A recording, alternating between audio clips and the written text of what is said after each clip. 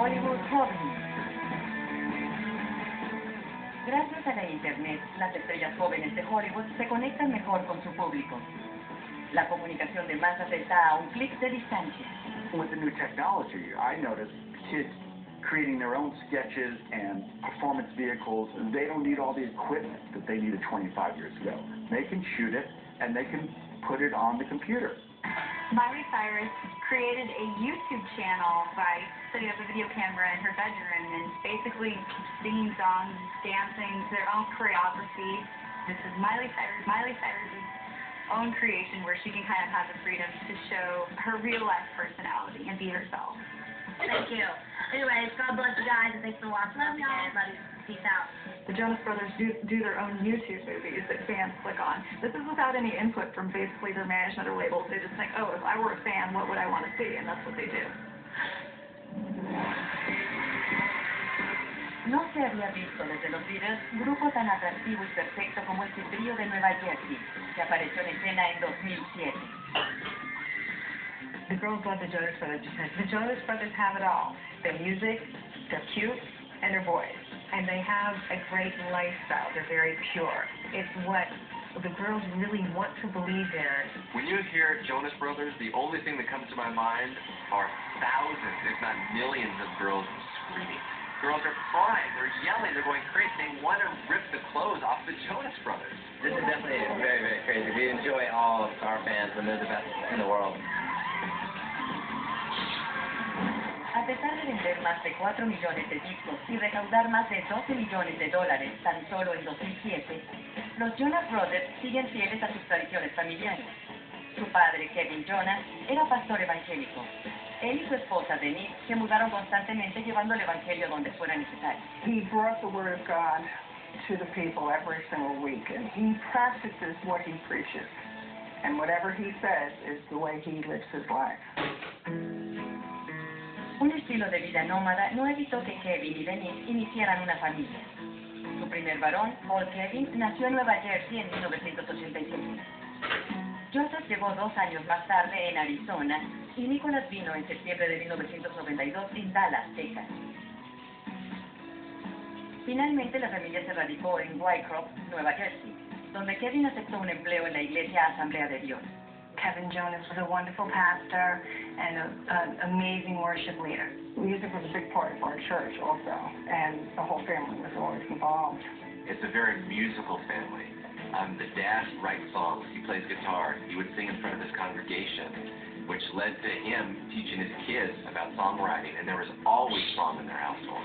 Denise also sings, has a beautiful voice, and whenever you were in their house, either there were CDs in the player, or they were at the piano. Their house was always open. There were people there all the time. As soon as you would go in, Denise would fix you something to eat. Very warm, loving family. And my daughter met the boys there. I was very shy when I was little, so Nicholas came up to me and he's like, don't be friends. He's like, but you have to talk. He's not even my friend. You have to talk. Nicholas was always playing something, very competitive. He was the leader of our group. Everything we did, he was in charge. Joseph would always be filming something on the camera. They used to make videos, plays and stuff, and they actually used to do in the basement, like performances. Of course, Nicholas was the director. Nick destacaba también musicalmente. He'd be like, let's write a song. No matter what. We went on going to swings, and he would want to write a song. So we'd write a song about the swings. We'd compromise. Nicholas loved Broadway. Since he was 2 years old, he would stand on the table, take up something and pretend it was a microphone and sing. Las actuaciones del pequeño de 6 años pronto llamaron la atención de un cazatalentos local. Well, it all started with a haircut. His mom took him into this salon, and he started performing for the people there. And one of the women said, "You've got to come see Shirley Finn." And he pleaded with his mom, "Please, please, I want to meet this lady because I want to be on Broadway." And he had a magnificent voice. And as soon as I heard him sing, we gave him contracts. En segundo grado, la voz de Nick ya creaba polémica en la escuela primaria cristiana Eastern. Nick had an unusual voice. He had a voice that when he sang, it sounded as if he was amplified. And it was so remarkable that girls would chase him on the playground. And it was funny to watch in a cloud of dust and sometimes just a whole bevy of girls running, chasing this boy. They would hold him down until he would sing. And it was a real problem for him. But I thought it was just a game until Nick came to me to tell me, no, this was getting to be a problem. And we came to an agreement together that I would make an announcement that Nick was no longer allowed to sing during the school day. And that solved the problem. It was against the rules for him to sing in school. Pero un empleado de la escuela no pudo resistirse. Third grade, his mom would pick him up early to go to auditions. And I would say, all right, Nick, before you leave, you have to sing me a song. And I thought it was going to be like a few verses of some little third grade song. But Nick would belt out a song as if he was auditioning. And a couple of times, I actually paid him $1. And I told him, Nick, when you're famous, I want you to never forget who the first person was who paid you to sing. Al regreso, his parents didn't want to make a big deal of the fact that he was on Broadway. They didn't want people to think, oh, this kid thinks he's special because of this.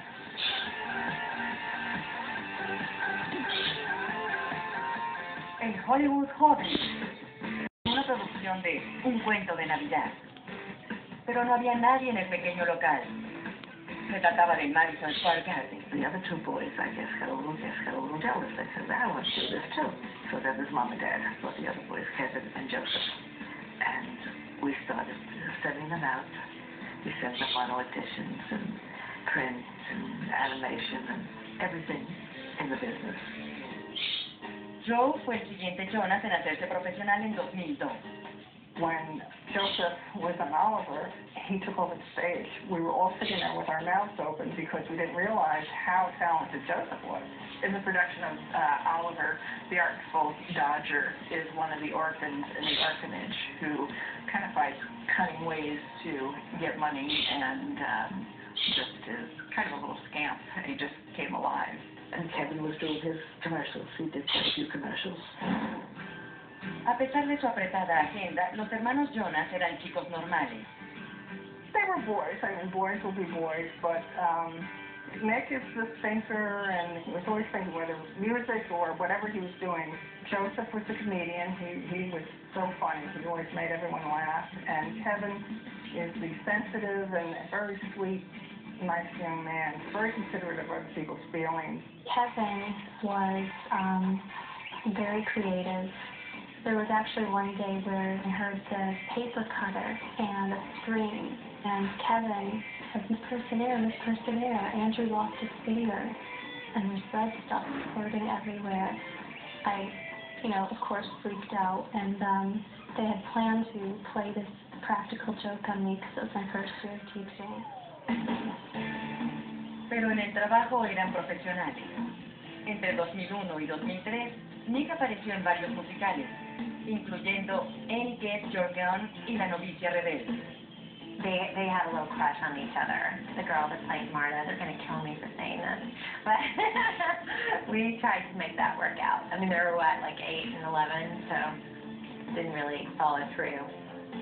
Nick no tenía tiempo para el primer amor. Estaba ocupado tratando de convertirse en actor. Nicholas said, I would love to do Les Mis. I got the audition, and he booked it. So he was that rush, and that was probably his favorite show, a lot of stage time. And then he has this death scene where he was wonderful. Nick was such a grown-up, disguised as an 11-year-old, and so comfortable in himself.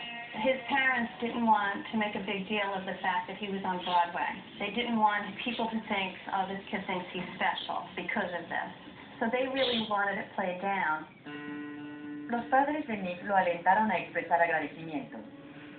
Durante su papel en La Bella y la Bestia, Nick dedicó parte de su tiempo a un proyecto inspiracional. He and his father wrote a song called Joy for the World.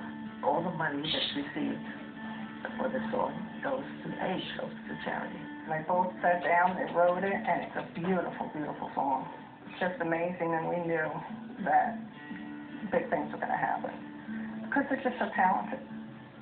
El padre de Nick envió la canción a una disquera cristiana llamada I Know Records. Go to the World sonó constantemente en estaciones de radio cristianas en todo Estados Unidos. It did really well, and they signed him. They signed young Nick, who was super young at the time, to a record deal. Oh, we were all so excited. We were all just thrilled for him. They made a record. The dad and Nick wrote the songs together, and he got a little bit of publicity for it. He got to sing on television. Pero el éxito fue efímero. Unfortunately for Nick Jonas, the record didn't exactly work out. It didn't sell. Nick's time at that label at that point, done.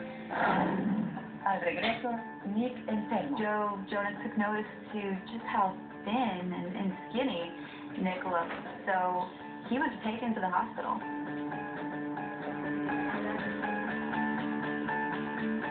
El Hollywood Hawk